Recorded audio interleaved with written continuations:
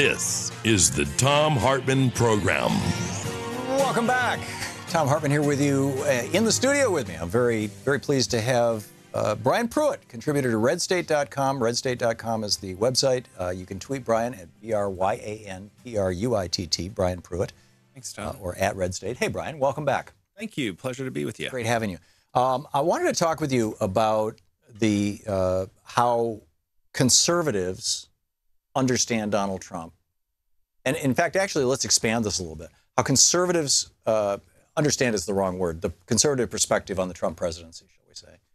Engage. Versus, They engage. Yeah, versus the base's understanding of the Trump presidency versus the institutional Republican Party's understanding of the Trump presidency. You're familiar with all three of these groups. Absolutely. So what's your sense of what's going on in the Republican Party in thoughtful conservative circles and then among, you know, the base? The easiest one to start out with is the establishment conservatives. Mm-hmm. They are now, after he won the election, they are using Trump as a conduit to power and to get some things done, to maintain majorities, to move some pieces of legislation, just to sort of maintain their power base in Washington, D.C. I think that's the easiest one. And that's the wide swath of Republican Washington right now. Well, they embraced the candidate that won, legitimately won, and now they're going to try and use the candidate or the president to help advance some sort of victories. You know, they've spent 8 years promising the American people that they would repeal and replace Obamacare. Obviously, that went up in flames for multiple reasons that we can talk about later or at a different time. But I believe the establishment Republicans are using the president as a conduit. So as an example of that, Brian Zinke running around talking about privatizing Western lands, selling them off to the Koch Industries or whatever. And I don't think that's what all Republicans want to do, but yes, that's what. Yeah, I mean the donor class, right? Sure. This and not Bryan Pruitt, Scott Pruitt, excuse me. Sure. Respectfully, definitely, there's a lot of that on the EPA, on the deregulation side. You guys are not related, by the way, are you? No, we're not. Okay. No, not at all related. That's reassuring. He's from Oklahoma. I'm from Kansas. Okay. Oh, really? Yeah, absolutely. Cool. Wichita. So yeah, that's it's a great town. It is. So the conservatives, so to take the second group, the conservatives, and we say conservative first, Republican second, because that's the party by which conservatism sort of advances its cause, and that's I'm a conservative. Conservatives are obviously upset. You know, obviously he wasn't our candidate in the primary. Everyone continues to admit that Donald Trump was a Democrat and at the very least is a big government Republican. You know, he said, and I presume he will keep this promise, that nothing will happen with anyone's Medicare.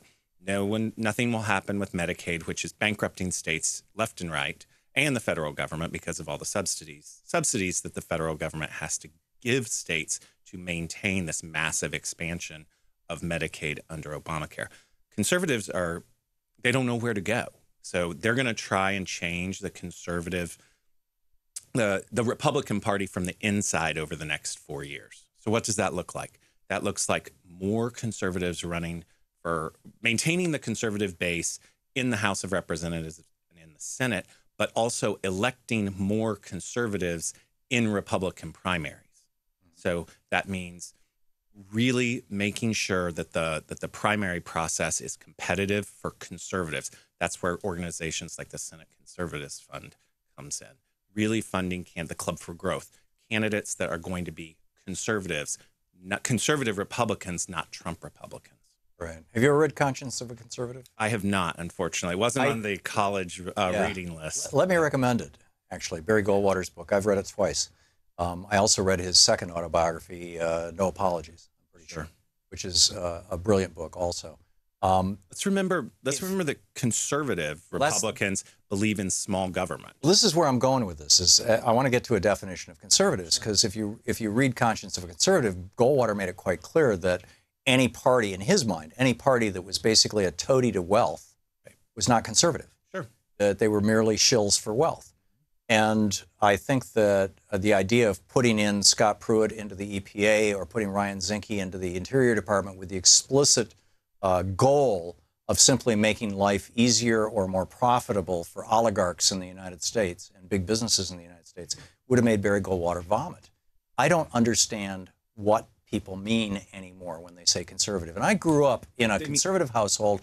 I had read John Stormer. By the time I was, I went door to door for Barry Goldwater. Right. And when I was 14 years old, sure. Brian, I understand this stuff. I can tell you exactly what it means. And it means a level playing field. It means no crony capitalism. It means that you don't go into Congress trying to elect people that are going to create regulations, more regulations to benefit big business versus small business. Things like creating a code in the federal government for procurement that only allows gigantic companies with hundreds of lawyers that know how to write these proposals for OPM. So basically small businesses that should be the engine of our government procurement process are blocked out because they don't fill out the right form or they don't get it in on deadline X.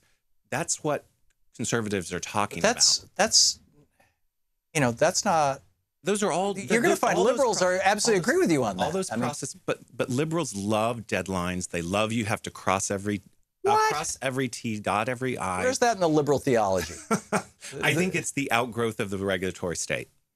Well, the regulatory state, I would argue. In fact, I wrote a book called Unequal Protection. There's a whole chapter in there about how the George H.W. Bush administration, Monsanto came to them and said, we've developed, during the last 2 years of the Reagan administration, they developed the technology to genetically modify plants.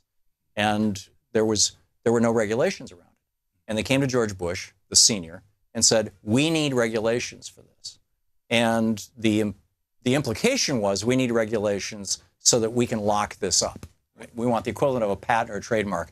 And Bush was like, sure, we'll do this. Sure. And I absolutely will concede the fact that during the late 80s and early 90s, Republicans who claimed to be conservative tried to rig the system. Well, isn't it that that's not what the current conservative movement is? Well, it seems to me like in the context of both on the left and the right. I mean, the Democratic Party went through this dark night of the soul with the Democratic Leadership Council, the DLC. And hey, let's become a party of corporate America, only we'll choose the bankers instead of the oil companies. Right. And the Republicans said, okay, we'll take the oil companies. And you guys have the bankers. And that was the 90s, right? And it's, so the net of this is that big money has infected, to a certain extent, both parties, and I think damaged both parties in a really big way. The last piece of being a conservative, just very quickly, because I want to get to the third one, the base, which is most important. No, that's okay. I don't know how much time we have, but I'll be more than happy to talk for as long as possible. The last little piece on knowing conservatives and how they interact with the Trump presidency is that conservatives fundamentally believe, and unfortunately we haven't done a good job in messaging this, is that we want to be able to take care of the least of us. And that means creating a social safety net that really takes care, that is able to support the absolute least of us, the people that need help to survive. And why do you have 6 Republican-run states that are right now trying to pass legislation to drug test people on Medicaid? Well, that's got nothing to do with least or not least. It's just humiliating people.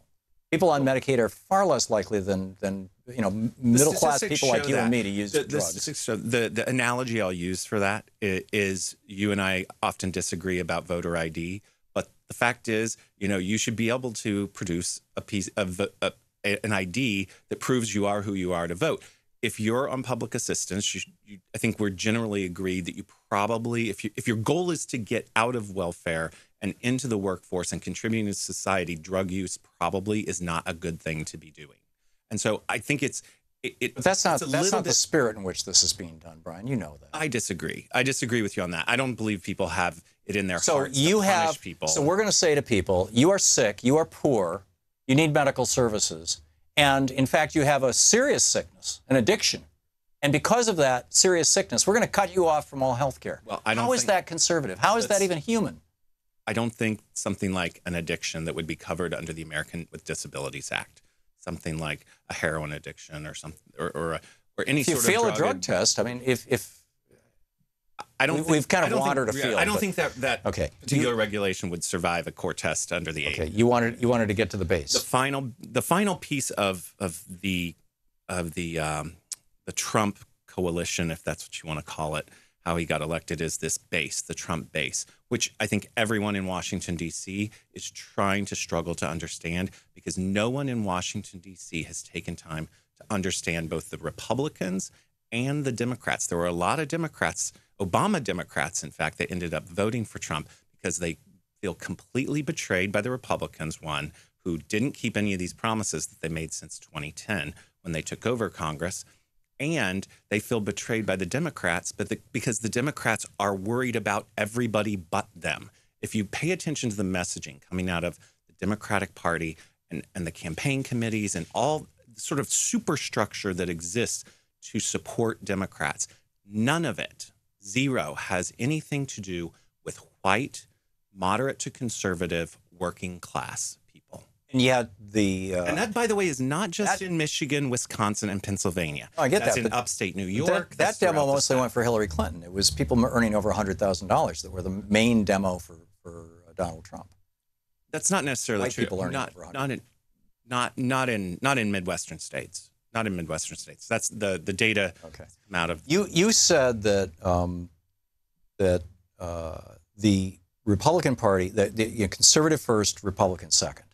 And I think that that's a really important and consequential thing. I don't know of any Democrats who are willing to say, I'm a liberal first and a Democrat second. And maybe. And I believe that's why the Democratic Party, in part, loses elections. If both parties don't do something, I'm starting to develop an opinion that if the Republicans don't do something to deliver for the country, that Trump may very well be on his way to creating a third party surrounding his cult of personality. On the Democratic side, I believe if the Democratic Party doesn't come together to address these issues for America, you're going to see a cataclysmic split. Like, there will be two Democratic parties. I don't see the inertia. DLC party and the Liberal Party. I don't see the inertia for that, but just a party that rips itself apart. Yeah. It would be a losing election. I think in both cases, with either party. Bryan Pruitt, hang on just a second. Thank you. Thank you. This is the Thom Hartmann Program. You can tweet Bryan at Bryan Pruitt, BryanPruitt, and you can read his work at redstate.com.